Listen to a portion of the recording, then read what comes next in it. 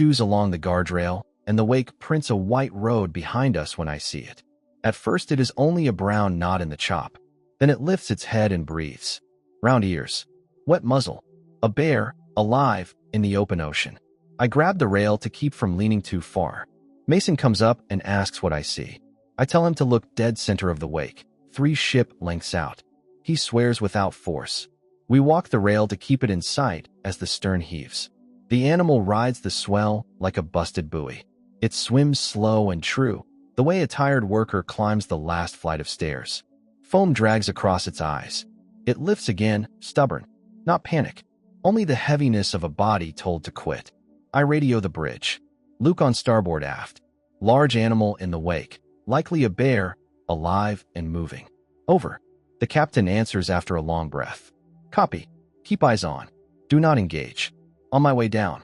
By the time he reaches us, a few hands have gathered. Tyler says he has seen whales and sunfish, but never this. The captain raises binoculars and measures the scene like a front. How long has it been there, he asks. 2 minutes, maybe 3, distance, 400 feet, and closing. The wake pulls it like a slow river. He nods and repeats the order. The bear lifts higher on a wave. I see a pale ring around the neck where the hair is worn raw. Not a wild mark. Something lived there. A collar. A chain. Tyler remembers radio traffic 2 days back about a delayed freighter out of Dutch Harbor carrying animals. Mason mutters that boxes fall off ships every month. Maybe a circus loses something too. A wave slaps the muzzle. The head vanishes. For a second, the ocean is only glare and air, and my throat goes hollow. Then it breaks surface again and coughs, if a bear can cough, and aims for us with stubborn math. The captain keeps his voice level. We are not a rescue boat. Nearest cutter is hours away. A predator on deck can maul a man faster than we can shout. He is not wrong. I also know what I am looking at. I tell him the animal is not frenzied. Look at the stroke. That is a worker finishing the shift. He watches. The bear neither charges nor turns. It holds our line like we are the last landmark on a drowned map. The captain calls the bridge to reduce speed by a hair. When the ship eases, the bear gains a length. Eyes come into focus. They are not wild and bright. They are the eyes of a tired, old dog with nowhere to lie down. Wind pushes the smell of wet fur and metal up the hull. Mason asks what we do if it reaches the hull. Hold steady, I say. Let it fall back, or let us pass. We will take the next decision when it arrives. Inside me, a different answer has already been chosen. The head lifts on a swell. Forepaws push. The deck goes quiet around us. Deep in the hull, the engine drops a note. The ship moves. The animal keeps trying. The distance shrinks one breath at a time until the ocean feels small as a river a person could cross if someone reached out. I do not reach. Not yet. I count to 5 and keep my eyes on the head that refuses to go under. In that count, something hooks behind my ribs, and I know there will be no turning from whatever comes next. Night pulls across the deck like a wet tarp. The wake glows faint under the moon, and every few seconds a shape rises and falls inside it. The bear is still there. We left him hours ago, but the lights on the stern draw him like a false shore. Mason and I stand watch. The captain ordered us to keep a log of its movements, nothing more. His word is law on board, but even he keeps coming down to look. Each time, he stays longer before heading back to the bridge. We talk in low voices. Mason says maybe it drifted from one of the Alaskan islands, that storms scatter animals farther than people think. Tyler, who grew up on Kodiak, shakes his head. Not that far. Bears can swim 10 miles, maybe 20 if the current is kind. But this is open ocean, hundreds of miles from anything green. When I mention the collar mark, Tyler turns serious. He saw a report 2 nights ago on the Maritime Channel. A freighter lost cargo after a crane failure. Containers went overboard. Some were alive. No one said what kind of animals. Just that it was carrying exotic stock bound for private facilities.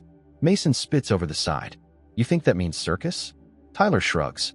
Or rich people's zoo. Same thing if you ask me. Below deck, the cook mutters that it's a bad omen, a drowning beast haunting the wake. The engineer laughs, but checks the bilge anyway. Even the captain moves quieter tonight, like he doesn't want the sea to hear him. I go to my cabin and find the marine chart. Dutch Harbor to Vancouver. That route crosses the same corridor the bear came from.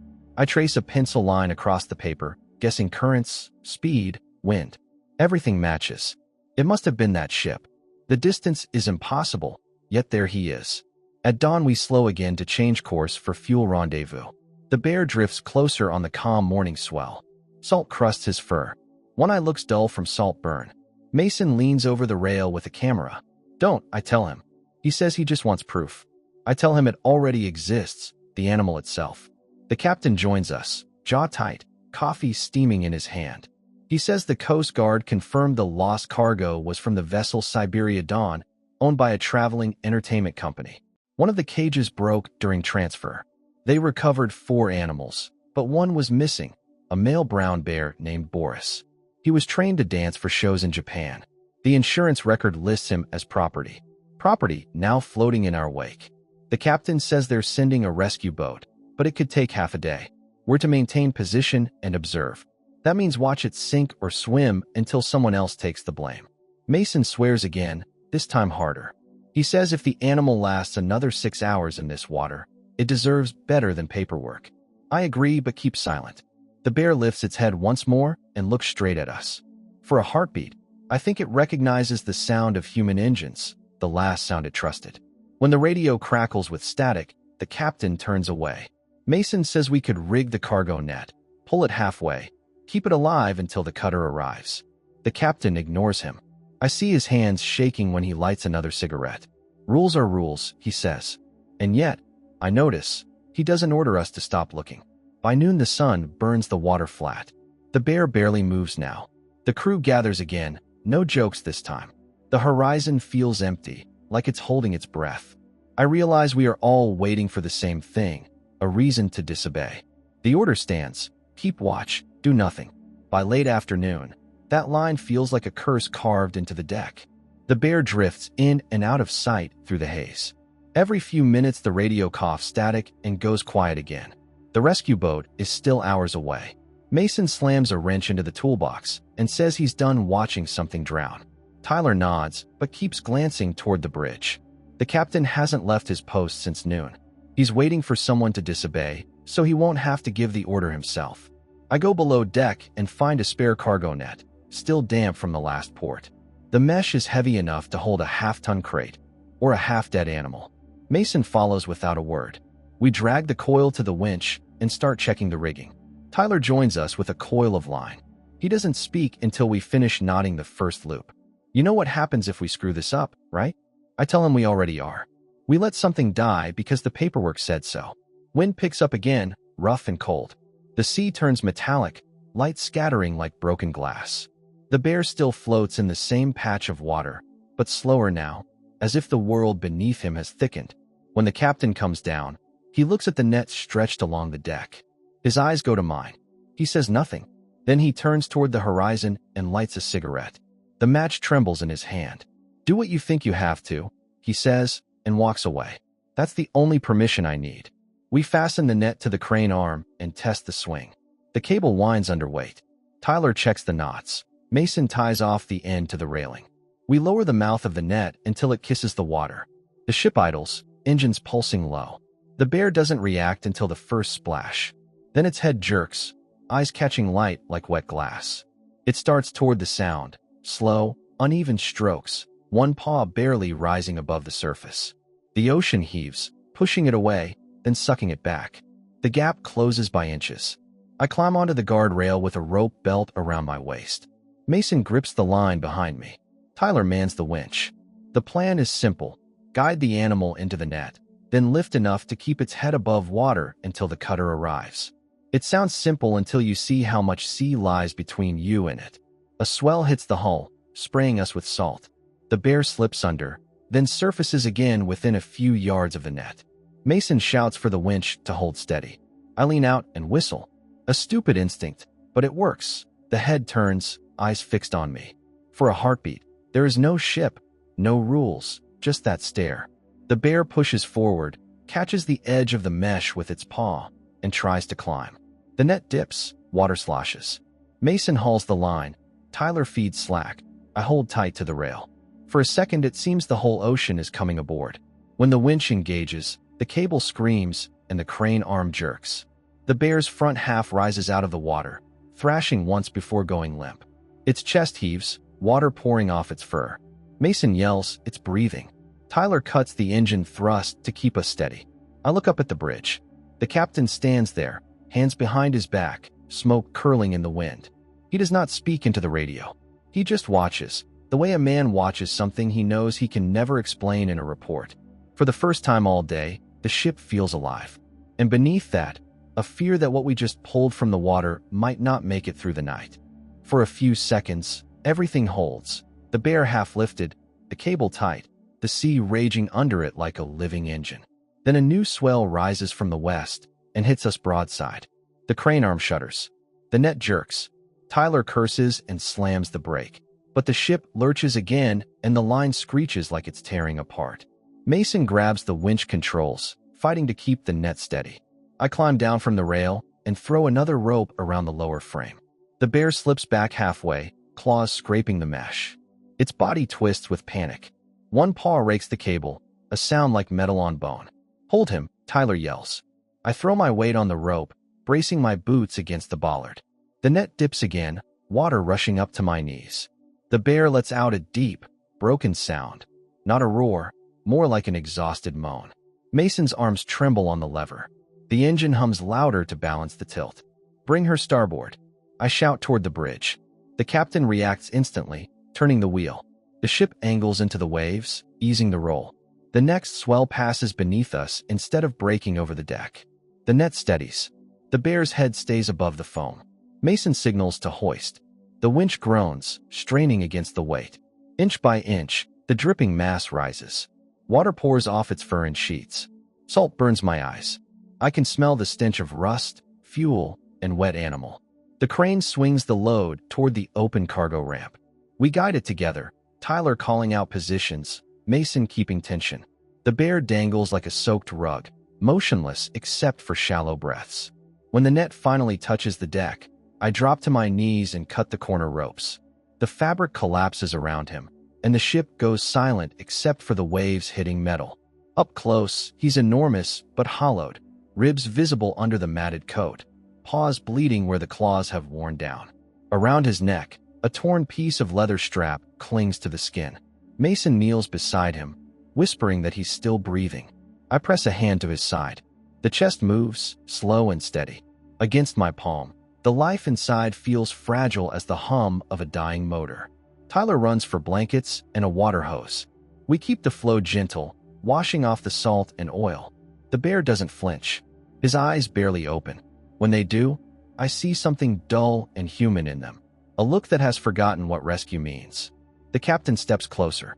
He stands over the animal without speaking, cigarette hanging from his lips. Finally he says, "Secure the area." No one talks about this until the cutter arrives. But his voice isn't anger. It's fear, the kind that comes after doing the right thing too late. We build a windbreak with tarps and cargo crates. Mason sets a bucket of fresh water nearby. The bear licks once, then rests his head back down. Tyler checks his pulse again, nods. Still alive. I sit against the railing, watching the horizon fade behind a thin wall of mist. The crew drifts off one by one, but I stay. The air smells of salt and iron and fur. The ship creaks, old and tired, but steady. I realize how much noise the ocean makes when you finally stop moving. When the radio finally crackles with confirmation, the rescue cutter is 2 hours out. We don't cheer. We just sit around that wounded thing, guarding it like a fire that could go out at any breath. Mason mutters that if the sea wanted him dead, it had its chance. Tyler says maybe the sea changed its mind. I look at the animal's chest rising, slow and uneven, and think maybe people can, too. The rescue cutter arrived at dawn. By then the bear had survived the night, though barely. His breathing was shallow but constant, his body wrapped in tarps and blankets like some ancient relic pulled from a wreck. The crew from the cutter climbed aboard with stretchers and tranquilizers, but they stopped when they saw him. One of them said quietly, "He made it this far without us. Let's not hurry what's working." The captain handled the paperwork while the rest of us watched the transfer. They slid a stretcher under the bear using the same cargo net we'd hauled him with. Mason and I held the corners steady. Tyler kept the crane line taut until the last second, then let go. The bear rose once more into the air, water dripping from the tarps, sunlight catching on the coarse fur. For the first time in 2 days, the sky was clear. When the cutter pulled away, the ship felt strangely empty. The deck smelled of salt and iron, but also something else, a trace of life we'd borrowed for a night. The captain gave no speech. He only said, "Get back to work," and walked toward the bridge. No one moved for a while. That evening, Mason and I cleaned the deck where the bear had lain. There were paw prints in dried salt, streaks of fur against the railing, a few drops of blood dark as rust. Mason said we should have named him. I said he already had one, Boris. He nodded and kept scrubbing. Days later, after docking in Vancouver, I called the Marine Rescue Center listed on the report. They confirmed he'd made it there alive. Malnourished, dehydrated, but stable. The vet said he was adapting quickly, eating on his own, showing no signs of aggression. They'd found traces of old scars from chains, burns on the pads of his paws, signs of years in captivity. But they also said something I didn't expect. When the handlers approached him, he didn't back away. He watched them carefully, then closed his eyes and breathed. A week later, I visited. The facility sat in a quiet valley outside the city. The air smelled of cedar and wet grass. They led me to an enclosure with a small pond and pine trees around it. Boris lay under the shade, heavier now, his coat cleaner, his movements slower but sure. When I stepped closer to the fence, he lifted his head. The scar around his neck had begun to heal. He looked at me for a long time. There was no fear in that look, just recognition, distant but certain. I didn't call his name. There was no need. He blinked once, then turned toward the pond and lowered himself into the water, letting the ripples spread across the surface. I stood there until the handler touched my arm and said visiting hours were over. Back at the harbor, the ship waited for another run north. Mason was welding near the stern, Tyler checking the winch lines. The captain gave me a nod as I came aboard. No one mentioned the bear, but when the engine started and the deck began to hum, I caught myself looking at the wake, half expecting to see that shape again. The sea was empty, calm, endless. But in that emptiness, something had shifted. Maybe it was faith, or just the quiet proof that one act, one small refusal to look away, can pull more than a life from the water. It can pull a man back to himself.